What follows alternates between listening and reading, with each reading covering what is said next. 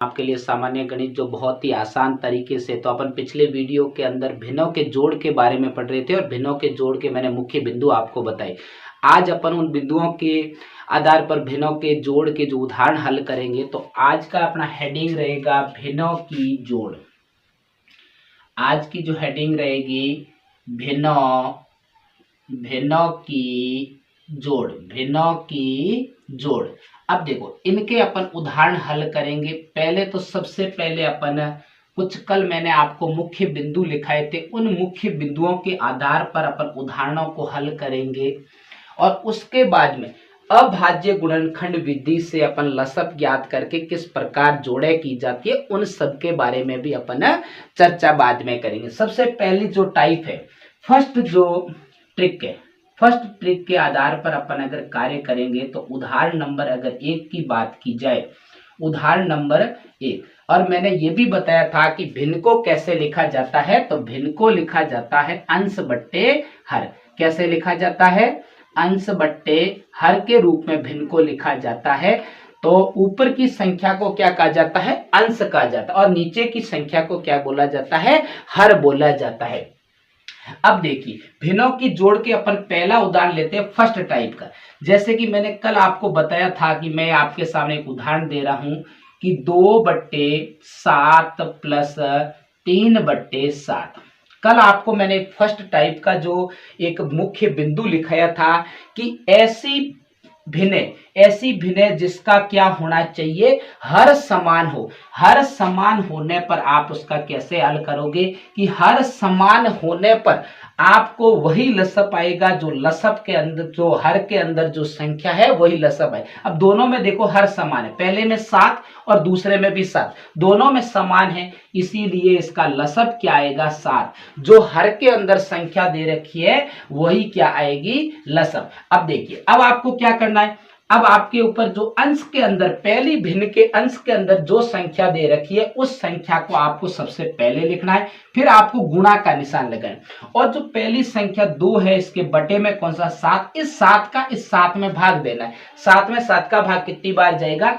1 बार जाएगा। फिर आपको प्लस का निशान लगाना है, फिर आपको क्या करना है, दूसरी भिन्न के जो अंश में संख्या 3 है और फिर गुणा का निशान, और इसके जो हर वाली संख्या का इस लसप के अंदर भाग देना है। 7 का भाग इस 7 में कितनी बार जाएगा? 1 बार। अब इसको सरल करना है। देखो इसको कैसे सरल करेंगे, तो बराबर के अंदर आपको क्या करना है, 2 का 1 से गुणा करोगे तो कितना आएगा? 2, और प्लस 3 का 1 से गुणा करोगे तो 3, और बटे में 7, और बराबर में अगर बात की जाए तो 2 और 3 कितने होते हैं? 5, और 5/7। समझ में आ रहा है? देखिए ये 5/7, ये तो हो गया उदाहरण नंबर 1 की 2/7 प्लस 3/7 का अगर योग किया जाए तो कितना आएगा? 5/7। अगर इसी का अपन दूसरा उदाहरण लेते हैं, जैसे कि सेकेंड उदाहरण, दो मैं उदाहरण आपको कराऊंगा तीनों टाइप के या चारों टाइप के। उदाहरण नंबर 2, जैसे कि आप कोई भी संख्या ले सकते हो, जैसे कि आपके सामने आ जाए 5/16 प्लस 7/16। आपके सामने 2 उदाहरण आया, 5/16 प्लस 7/16। इसका भी अपन को क्या करना है? लसप हमेशा किसका लिया जाता है? हर का लिया जाता है। तो हर वाली संख्या को देखना है। हर वाली संख्या क्या दोनों समान है? बिल्कुल समान। इसका भी 16 हर के अंदर संख्या है पहली के, और दूसरी भिन्न के भी 16 हर के अंदर संख्या है।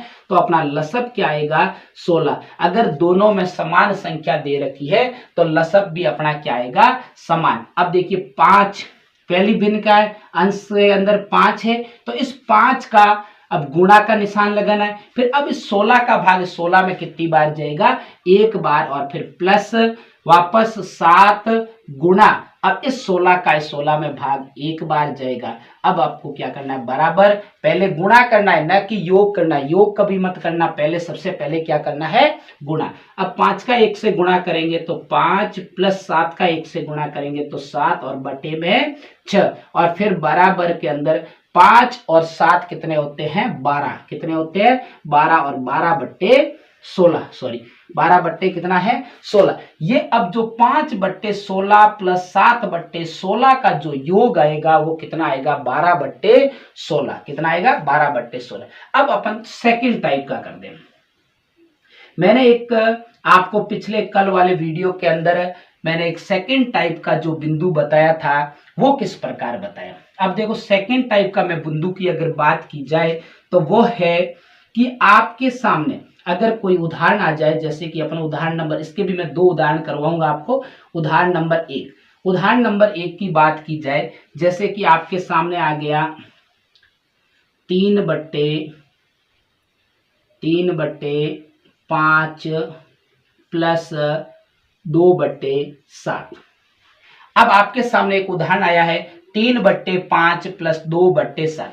ऐसी स्थिति में आप क्या करोगे। अब पहली बात तो यह है कि दूसरा मैंने एक उदाहरण बताया था कि हर के अंदर ऐसी संख्या हो जिसके अंदर कोई भी दोनों संख्याओं के अंदर कॉमन संख्या का भाग न जाए, तो वो संख्याओं का गुणनफल ही क्या कहलाता है, लसब कहलाता है। पहले मुझे एक बात बताइए आप कि सबसे पहले अगर बात की जाए तो आप इसको कैसे करोगे। 5 का और 7 के अंदर कोई कॉमन संख्या का भाग जा रहा है, नहीं जा रहा है तो आपको क्या करना पड़ेगा, इन दोनों का गुणनफल, क्योंकि देखो 5 के अंदर 5 का ही भाग जाएगा और कोई संख्या का भाग नहीं जाएगा, 7 के अंदर 7 का ही भाग जाएगा और कोई अन्य संख्या का भाग नहीं जा रहा है, एक को छोड़कर। तो आप इन दोनों का गुणनफल, मतलब कि 5 और 7 का गुणनफल ही क्या कहलाता है, लसब कहलाता है। तो 7 पंजे 35, मतलब इन दोनों का गुणनफल ही 7 का 5 से गुणा करो या 5 का 7 से गुणा करो, 35 ही आएगा।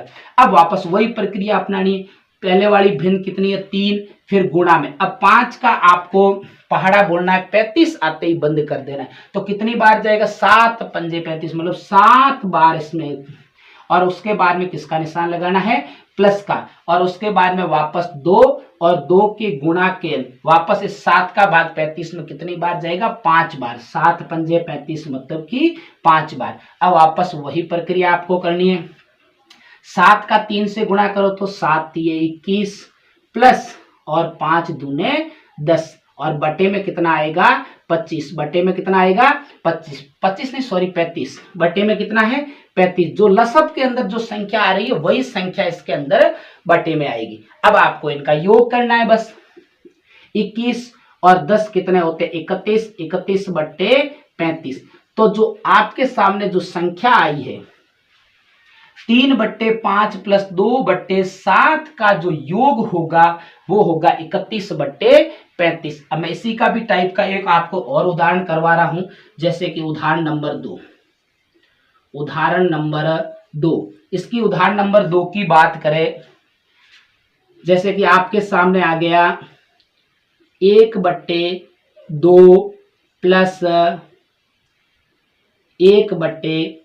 अब देखो बहुत सारे उदाहरण है, आप उनको उदाहरण लेके बड़ी संख्याओं का भी कर सकते हो आसानी से। अब देख इसमें भी वही प्रक्रिया, देखो 2 और 3 के अंदर क्या कोई कॉमन संख्या का भाग जा रहा है, नहीं जा रहा है। तो आपको क्या करना है, इन दोनों का गुणा ही क्या कहलाता है। क्योंकि कुछ प्रश्न ऐसे होते हैं आपको, जैसे कि कंपटीशन का एग्जाम देंगे आप, तो आपके सामने कुछ ऐसे प्रश्न आएंगे जिसको अपन को कुछ सीमित समय के अंदर हल करना। अब उसको ऐसे छोटे छोटे प्रश्नों को अपन अभाज्य गुणनखंड विधि द्वारा अगर लसब लेंगे और लसब लेने के बाद में करेंगे तो समय अधिक लगेगा। आप सही तो कर लोगे लेकिन समय अधिक लगेगा। कम समय में कैसे प्रश्नों को हल किया जाता है, तो उस टाइप के मैं आपको टाइपें बताऊंगा कि इन टाइपों के द्वारा आप आसानी से कम समय के अंदर प्रश्नों को हल कर पाओगे। तो इस दोनों के अंदर कॉमन संख्या का भाग नहीं जा रहा है, इसीलिए आप इन दोनों का गुणनफल ही लसब कहलाता है। तो 3 दूने कितना होता है 6, तो लसब कितना आया 6।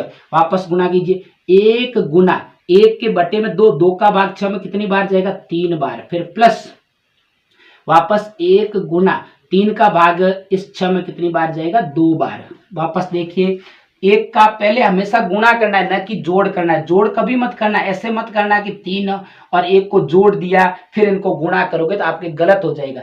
सिस्टम यह है कि सबसे पहले आपको बोर्ड मास का नियम भी मैं सिखाऊंगा कि बोर्ड मास के नियम के अंदर रूल क्या है इसका जोड़ बाकी गुणा भाग करने का, तो वो भी मैं बताऊंगा। अब देखो 3 का 1 से गुणा करोगे तो 3 प्लस 2 का 1 से गुणा करोगे तो 2। अब आप जोड़ सकते हो इसको, 3 और 2 कितने होते हैं 5 और 5/6। ये हो गया दूसरी टाइप के दो उदाहरण। आप भी ऐसे उदाहरण लेना जिसके अंदर कोई कॉमन संख्या का भाग नहीं जाए, तो आप उन दोनों का गुणनफल ही क्या होगा, लसप होगा। अब देखो थर्ड टाइप, आज अपन तीसरी टाइप के भी प्रश्न करेंगे। तीसरी टाइप का मैंने क्या बताया था, अब तीसरी टाइप का पहले मैं उदाहरण लिखता हूं आपके सामने। उदाहरण नंबर 1, उदाहरण नंबर 1 की अगर चर्चा की जाए तो आपके सामने आ रहा है कि 3/4 प्लस 5/8 आपके सामने एक उदाहरण आया है। अब मैंने एक ऐसा बताया था कि जो तीसरी टाइप का जो मैंने मुख्य बिंदु बताया था वो बताया था कि आपको एक ही संख्या से विभाजित अगर दोनों संख्या है, अगर एक ही पहाड़े में आने वाली अगर संख्याएं कोई है तो आपको सबसे बड़ी संख्या ही उसका लसप होगा। क्या होगा, सबसे बड़ी संख्या। अब देखो 4 और 8 दोनों एक ही पहाड़े वाली संख्या है, तो आपको एक ही पहाड़े वाली संख्या में सबसे बड़ी संख्या ही लसप कहलाती है। 4 और 8 के अंदर बड़ी संख्या 8 है, तो आपका लसप कितना आएगा, 8 आएगा। अब देखो वही प्रक्रिया अपनानी है, बस लसप का ही बस ध्यान रखना है इसके अंदर, बाकी तो वही प्रक्रिया सेम अपनानी।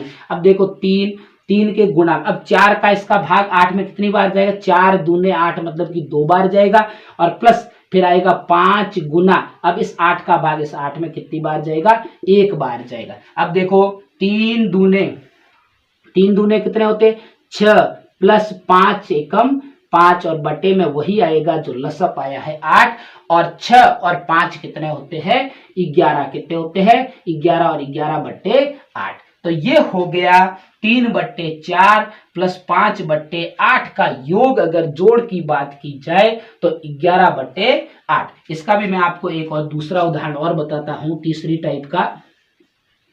उदाहरण नंबर 2, उदाहरण नंबर 2 की अगर बात की जाए तो अगला है आपके पास में, जैसे कि 5/7 प्लस 3/14।